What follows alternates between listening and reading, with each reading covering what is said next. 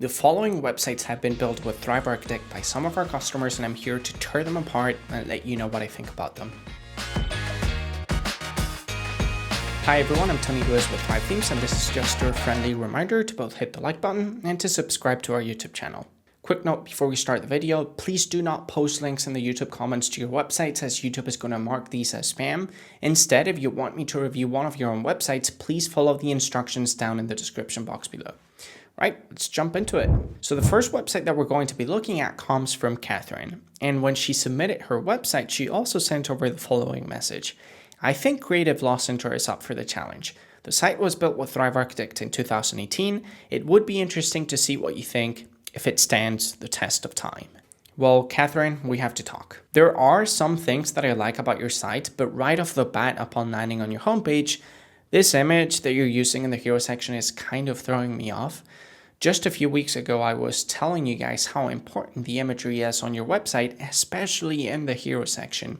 The images and decorations that you're using here need to be creating a mood and an environment for our visitors that resembles the products or services that we're trying to offer. And this image of you in black with your sunglasses in front of this mural, I just don't know that it serves that purpose very well. Like, I can see that you're trying to portray yourself as a woman in black, trying to protect creativity, but I just don't know that it works that well for me. And it's also a little bit blurry on my end, which is a little bit even more concerning. And one more thing that you probably want to do in your hero section is put your text inside a content box so that it doesn't stretch out to the full width of the screen. It just looks a little bit awkward when you have all of the content of your site nicely tied up in 1080 pixels, but then all of a sudden you've got something popping out outside of that screen real estate. I don't have any other major issues, Catherine. For the most part, you're being consistent with colors and typographies. I feel like you know what you're doing. The homepage in it of itself doesn't really talk much about what you offer. It almost flows and reads like a blog, but that may be what you're going after. So yeah, I think that with some tweaks, this would definitely stand the test of time. Our second website today comes from Linda. And to be honest, Linda, I really like your homepage. You have a clean header, clean logo. The image that you're using in the hero section here is a little bit blurry. I would try to get the photographer that took this photo of you to send you a higher resolution image if you can. But the site itself is great. I mean, you've got crystal clear call to actions throughout your homepage.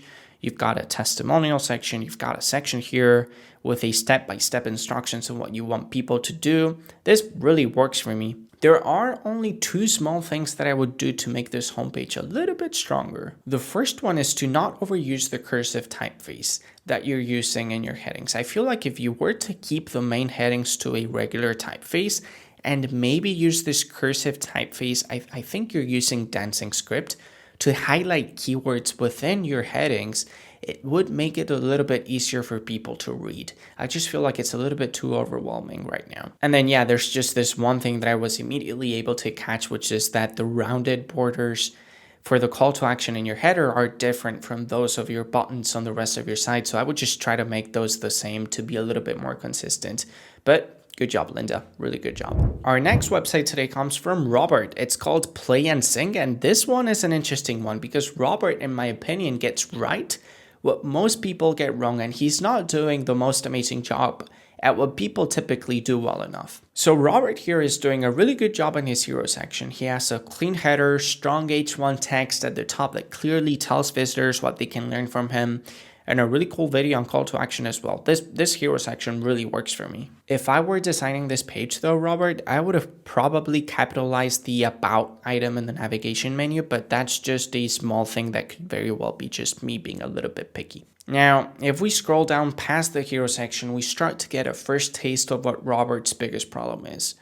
Your homepage, Robert, is just so overwhelmingly filled up with text that it's making me not want to keep on scrolling down. The good news though is that you've got the hardest part done, which is getting the hero section right. Now it's just a question of making sure that your homepage flows well, and you can literally just install any of the homepage templates that we have for any of our Thrive Theme Builder themes and stick to whatever layout that you pick. I think it will really help you streamline your content because right now I can assure you that most people are not going to read all of this text.